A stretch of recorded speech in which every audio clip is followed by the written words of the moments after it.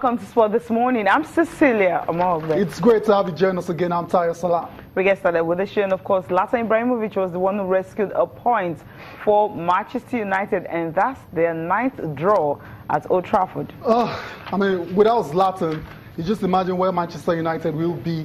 But their poor form at home continues, and that's 9 draws at Old Trafford.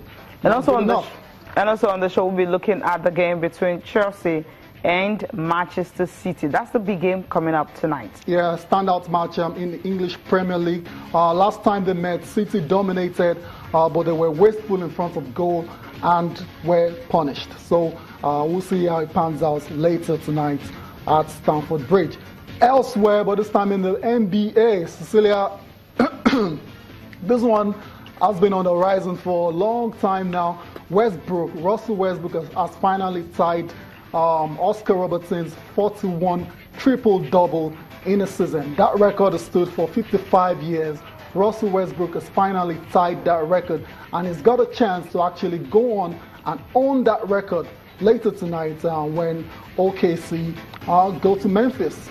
Yeah, we'll just be waiting and see. I mean, he said he never dreamt of having this kind of, being at this particular stage, being able to tie a record that stood for so long. We're growing up in LA, that wasn't his dream at all. His dream was just to play the NBA. But then, somehow, so many goodies had to come along the way.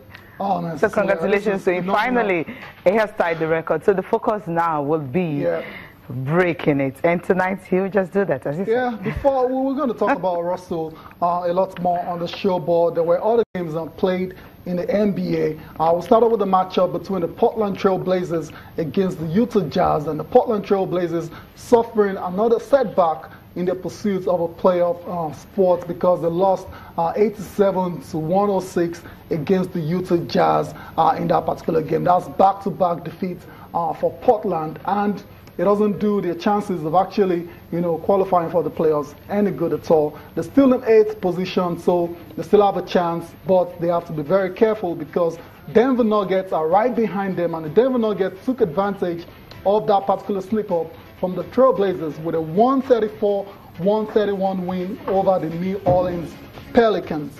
Danilo Gallinari scored 28 points for Denver in that particular victory. Cecilia, it's getting really tight now.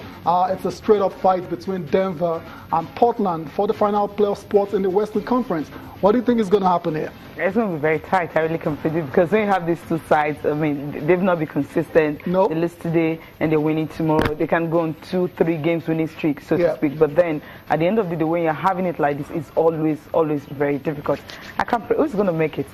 Nuggets or Pelicans? Well, anyone can just go. Anyone can go, but then it's going to be hard.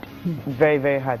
Yeah, Magic and Cavaliers. Yeah, Magic and the Cavs. They are back from struggling. Magic and the Cavs. Yeah, another win again. Yeah, good win for them. That's 3 in a row now. Remember, March wasn't a very good year for the Cavs. So April is turning out good. It's turning out good, and that's because LeBron James is stepping up. He's carrying this team. He doesn't have a choice. Yeah, I mean, when at this stage he wasn't playing well, everyone was like, "What's going to happen in the next 4 or 5 years and all that?" But then he's back on now, so we shouldn't worry about the Cavs when the playoff starts. Exactly. So 122-102 victory over the Orlando Magic. LeBron James recording the 2nd straight triple-double. Kevin Love added 28 points in that victory.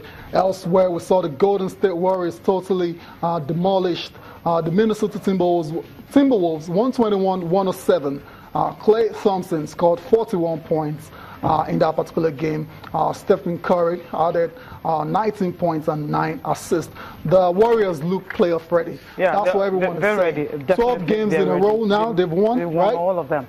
But I'm burnout when the playoffs start. That's what we're looking at, because I'm thinking the Cavs will definitely wake up from the slumber. But then the Warriors, they've been consistent. Now look at the big game of the night. It wasn't just a historic win for Russell Westbrook. It happens to be their best performance this season, 79-110, and that's the result. You were talking about Timberwolves and the Warriors, that particular game was more like a blowout, but then the Milwaukee Bucks and the OKC happens to be the one that was a blowout for me, 79-110. Now that's how many This was a disappointing game. Let's talk about the game itself, because was it disappointing? The best performance for OKC, I mean. Yeah, I mean, Milwaukee, good results, good win for them, but it was supposed to be an explosive matchup between the Thunder and the Bucks. Russell Westbrook versus Giannis Antetokounmpo, right? But the two of them really didn't, it wasn't a scoring explosion at all. Westbrook ended with just 12 points. Bucks ended, what's his name? Giannis ended with just 11 points. But the bigger fish... Exactly. I'm looking at the result, the overall performance, because, we talked about the fact that sometimes, or rather, not just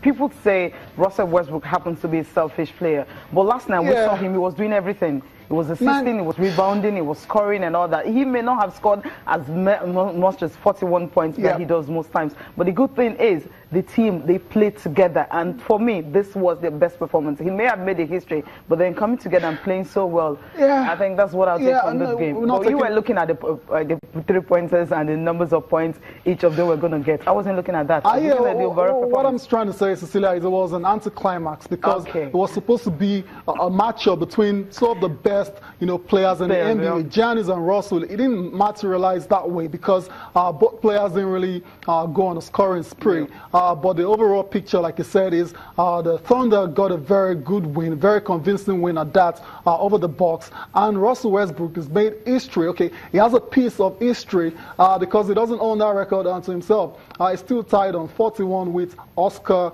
Robertson. That record was set in 1961-62 season. So it's a very long time. And Russell Westbrook is just one game away from breaking that particular record. And he will get the opportunity tonight when OKC take on the Memphis Grizzlies. And apart from Cecilia, apart from this particular record, the other records that Russell Westbrook is still chasing is that 7 straight triple-doubles now. That record is owned by Wilt Chamberlain.